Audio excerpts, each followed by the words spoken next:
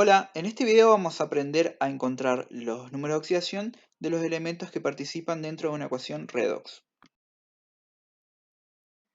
Una vez que tenemos la ecuación planteada, tenemos que identificar el número de oxidación con el que está actuando cada uno de los elementos presentes en reactivos y en productos. Recordemos que los números de oxidación son valores que pueden ser positivos o negativos y nos van a indicar la tendencia que tiene un elemento a ganar o a perder electrones. ¿Sí? Cuando el número de oxidación era positivo, nos indica que ese elemento tiende a perder electrones, y cuando el número de oxidación es negativo, nos indica que el elemento tiende a ganar electrones. ¿Sí? Y los electrones que gana o que pierde van a coincidir con el valor numérico. Bien, pero antes de empezar a buscar los números de oxidación de cada elemento, tenemos que tener presente algunas reglas para la asignación de el número de oxidación.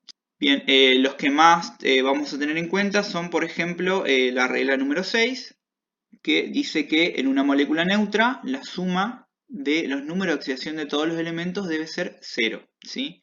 En esta ecuación que tenemos planteada, todos los compuestos son neutros, entonces la suma de todos sus números de oxidación debería dar 0. Otra regla bastante utilizada, bastante común, es la número 3, que dice que el oxígeno en la mayoría de los compuestos trabaja con número de oxidación -2, exceptuando en los peróxidos, por ejemplo en el agua oxigenada, donde va a trabajar con número de oxidación -1. También la regla número 4, que indica que el hidrógeno en la mayoría de los compuestos trabaja con número de oxidación +1, exceptuando en el caso de los hidruros metálicos, donde va a trabajar con -1. ¿Sí?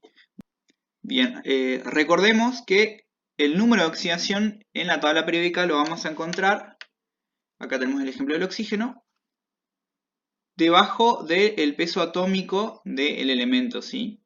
Recuerden, van a ser valores que pueden ser positivos o negativos. Ahora sí vamos a pasar a indicar el número de oxidación de cada uno de los elementos de la ecuación. Lo más recomendable es comenzar con los elementos que son más fácilmente identificables, ¿sí? Por ejemplo, el oxígeno, como leíamos hoy en la regla número 3, en general va a trabajar con número de oxidación -2, a excepción de los peróxidos, como por ejemplo el agua oxigenada. En nuestra ecuación no tenemos ningún peróxido, entonces en todos los casos el oxígeno va a trabajar con número de oxidación -2. Vamos a indicar los números de oxidación encima del elemento y vamos a ponerle un círculo alrededor para diferenciar números de oxidación de cargas. Otra opción es utilizar, por ejemplo, números romanos. Otro elemento que es fácil de identificar es el hidrógeno. ¿Sí? El hidrógeno, dice la regla, que en general va a trabajar con número de oxidación +1, a excepción de los hidruros metálicos, donde trabaja con -1. Si revisamos la ecuación, no tenemos ningún hidruro metálico, es decir que todos los hidrógenos que estén presentes van a trabajar con número de oxidación +1. Lo siguiente que podemos hacer es identificar en nuestra ecuación elementos que en la tabla periódica presenten solamente un número de oxidación, y ese es el caso del potasio, que si lo buscan en la tabla van a ver que tiene únicamente número de oxidación +1. Bien. Tenemos casi todos los números de oxidación, únicamente nos faltan el del hierro y el del azufre.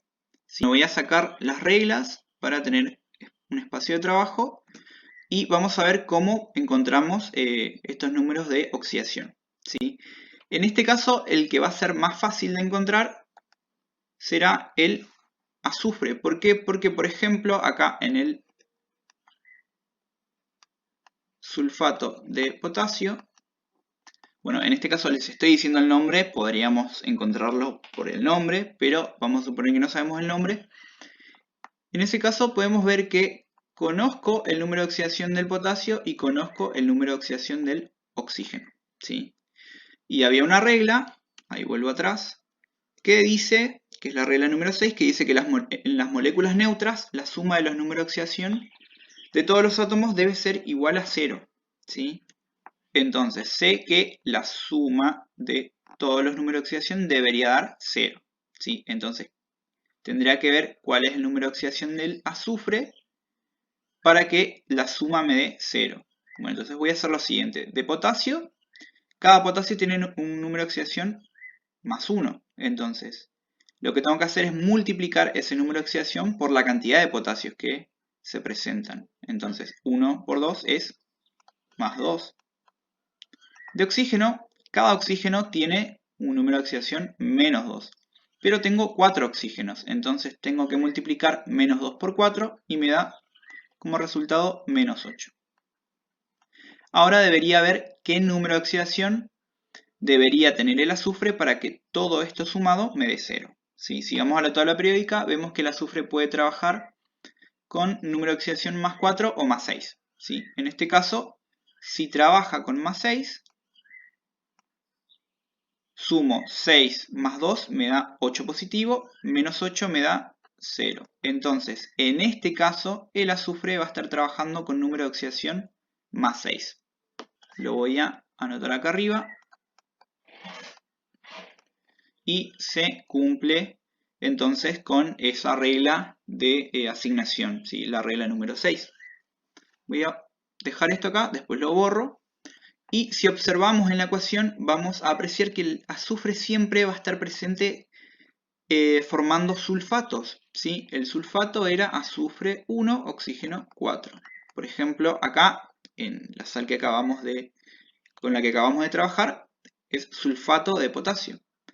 En esta sal también tenemos ion sulfato. ¿Sí? Tenemos azufre 1, oxígeno 4. En esta sal férrica también tenemos ion sulfato. Tenemos azufre 1, oxígeno 4. En el ácido también tenemos sulfato, ¿sí? Ácido sulfúrico. Tenemos azufre y oxígeno 4. Y en esta primera sal también tenemos sulfato porque tenemos azufre 1, oxígeno 4. Entonces, ¿qué quiere decir esto? Que en todos los casos el azufre va a trabajar con más 6. ¿Sí? ¿Por qué? Porque se mantiene esta raíz, ¿sí? Se mantiene esta estructura en la molécula. Al agregar, por ejemplo, el número de oxidación en el ácido, ya se completan todos los números de oxidación. Lo que podemos hacer es verificar si esto es correcto, sumando todos los números de oxidación, ¿sí? Entonces, tendríamos que hacer 2 por más 1 nos daría más 2. Tengo un azufre por 6 sería más 6. Y oxígeno tengo 4 por menos 2 sería menos 8. Sumo todo esto y me da efectivamente 0. Bueno, ahora nos queda únicamente averiguar el número de oxidación del hierro y del cromo. Así que hoy me olvidé de mencionarlo, pero también el cromo necesitamos conocer su número de oxidación. ¿Cómo lo vamos a hacer? De la misma manera que lo hicimos para el azufre en este caso. ¿Sí? Entonces vamos a... En esta molécula tenemos sulfato de hierro, si no sabemos con qué número de oxidación está trabajando. Bueno, hoy sí lo mencioné, si prestaron atención. Entonces, tendríamos que ver con qué número de oxidación debería trabajar para que la suma me dé 0, ¿sí? Entonces, la única forma de que la suma de los números de oxidación me dé 0 es que el hierro trabaje con más 2. ¿Por qué con más 2? Porque 2 por 1 me da 2 positivo. Y 1 por 6 me da 6 positivo. Y menos 2 por 4 me da menos 8. 2 más 6 me da 8. Menos 8 me da en total 0. Hacemos lo mismo para el cromo. ¿Sí? Vemos que en la tabla periódica el cromo puede presentar 3 números de oxidación. Y en este caso el único número de oxidación posible para que la suma me dé 0 es más 6. ¿Sí? ¿Por qué más 6? Porque 2 por más 1 me da más 2. 2 por más 6 me da más 12. Y por último, 7 por menos 2 me da menos 14. Entonces, 2 más 12 me da 14, menos 14 es igual a 0. Vamos a los productos. Y en este caso es más fácil darnos cuenta. ¿Por qué? Porque si nos fijamos fuera del paréntesis en el sulfato tenemos un subíndice 3. Este subíndice va a coincidir justamente con la valencia o con el número de oxidación con el que actúa el hierro.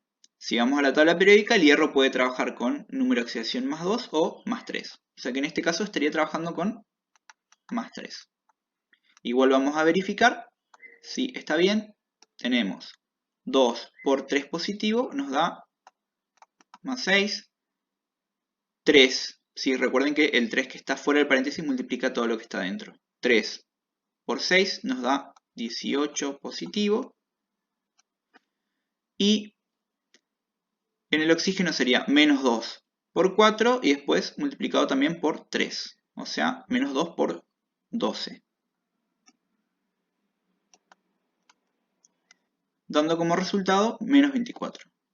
Sumamos esto y vemos si es correcto. 6 más 18 nos da 24, menos 24 da 0. Y por último vamos a ver el cromo de los productos. En este caso pasa algo muy parecido al caso anterior. Si observamos fuera del paréntesis, vamos a encontrar que hay un subíndice 3. ¿Sí? Ese subíndice 3 va a coincidir con la valencia o número de oxidación del cromo, ¿sí? Porque hubo un intercambio acá de número de oxidación o de cargas, ¿sí? Por lo tanto, el cromo debería actuar con número de oxidación o estado de oxidación más 3. Si vamos a la tabla vemos que coincide, así que el cromo puede trabajar con ese número de oxidación. Recuerden que siempre los números de oxidación que vamos a colocar tienen que ser valores con los que pueda trabajar el elemento, ¿sí? Para eso verificamos justamente en la tabla periódica.